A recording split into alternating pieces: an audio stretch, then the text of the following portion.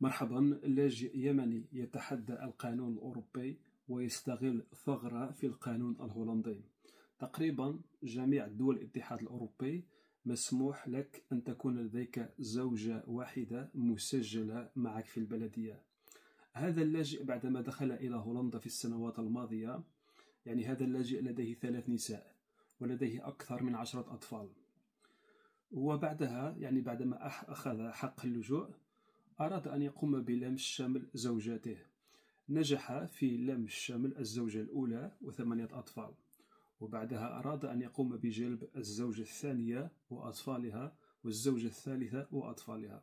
وكما قلنا قانونيا ممنوع أن يكون لديك أكثر من زوجة واحدة.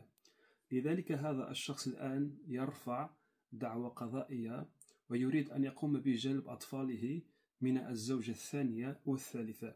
لماذا؟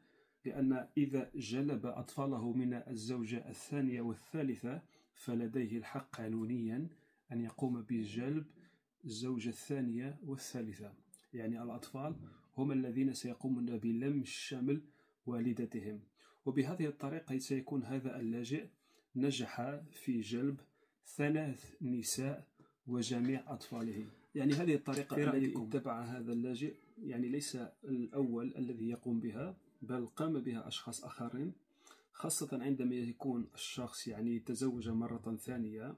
ممكن أن يكون قد توفيت زوجته أو كان هناك سبب الطلاق، وتزوج مرة أخرى مثلا من المغرب أو من مصر ويريد أن يقوم بجلب زوجته.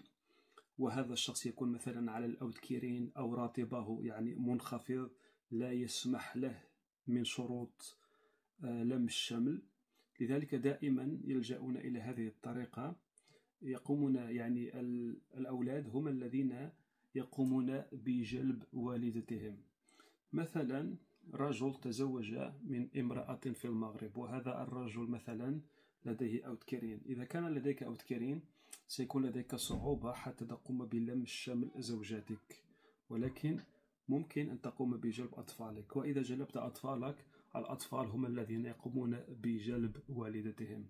وهذه هي الطريقة أو الثغرة في القانون الهولندي التي يريد أن يتبعها هذا اللاجئ اليمني حتى يقوم بجلب جميع زوجاته وجميع أطفاله.